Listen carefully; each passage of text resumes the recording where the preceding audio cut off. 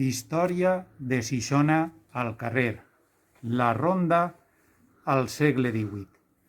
La paraula ronda té un doble significat.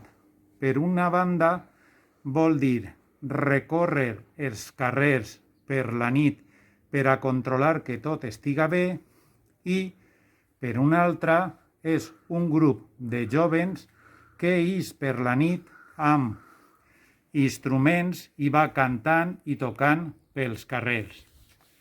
Nosaltres avui anem a xerrar de la ronda com la institució que recorria els carrers per la nit per a controlar que regnara la pau i la tranquil·litat.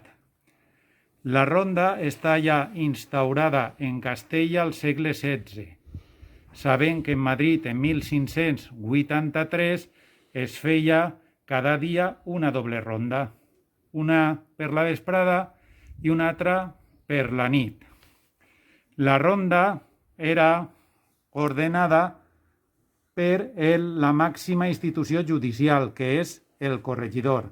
No tenia una periodicitat establerta, és a dir, a vegades eixien dies consecutius i en altres ocasions passava més d'un mes per a que tornara a eixir al carrer.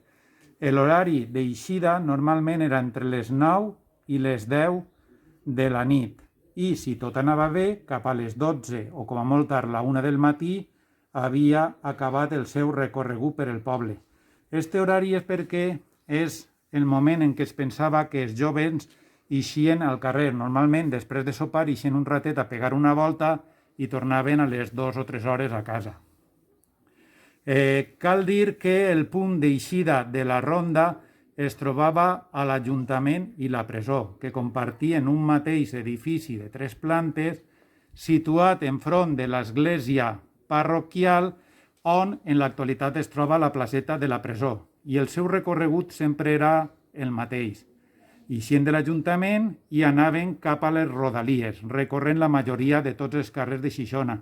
Això sí, fent una xicoteta parada en els punts més emblemàtics, com l'església, l'hospital, el convent de Santa Anna, el convent de Sant Francesc o alguna fonda del carrer El Vall. La ronda estava formada per els 3 alguacirs munits del juzgat, més l'escrivà i 2 o 3 homes forts per si tenien que intervindre o solucionar qualsevol problema. Al finalitzar la ronda era el notari qui redactava un informe de tot aquell que havia sucedit per la nit. Podem dir que era com un parte de la policia en l'actualitat. Ho feia el notari perquè era la persona que es pensava que la seva paraula era fidedigna i verdadera per si havia que detindre o encausar a qualsevol jove que es detinguera.